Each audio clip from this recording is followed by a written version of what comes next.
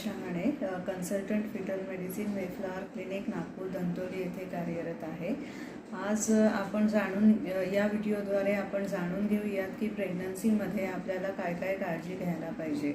सगळ्यात आधी pregnancy detect झाली आणि पिरियड मिस झाले तर सगळ्यात आधी आपल्याला डॉक्टरांना कन्सल्ट करायला पाहिजे।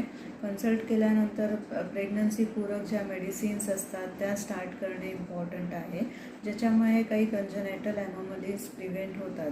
फॉर एक्झाम्पल आपण फॉलिक ॲसिड स्टार्ट करतो, जे की आपण प्रेग्नन्सीच्या आधीपासून ते प्रेग्नन्सी 3 महिनेपर्यंत कंटिन्युअस घेतो। त्याचसोबत काही ब्लड टेस्ट असतात, ज्या ब्लड टेस्टनुसार आपल्याला काही मॅनेजमेंट करायची असेल, काही मेडिसिन्स स्टार्ट करायची असेल तर ते आपण करू शकतो। जसं थायरॉईड, सिरम TSH वाढलेला असेल आणि थायरॉईडची कमतरता असेल तर आपण थायरॉईडच्या मेडिसिन्स त्याच्यात ॲड करू शकतो, ज्याने बाळाचा विकास होण्यासाठी मदत होते। त्यानंतर असतो सोनोग्राफी। सोनोग्राफी आपल्याला बघावी लागते की प्रेग्नन्सी गर्भपिशवीत आहे किंवा नाही।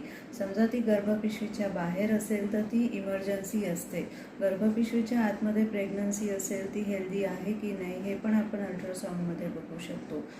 तर जेव्हाही प्रेग्नन्सी राहते तेव्हा आपण डॉक्टरला, गायनेकोलॉजिस्टला कन्सल्ट करून घ्यायला पाहिजे आणि त्यानुसार मेडिकेशन, ब्लड इन्व्हेस्टिगेशन्स आणि सोनोग्राफी करून घ्यायला पाहिजे। हे एकदम बेसिक आहे। ह्या गोष्टी प्रत्येक प्रेग्नन्सीमध्ये प्रत्येक प्रेग्नंट लेडीने करणे अनिवार्य आहे। धन्यवाद।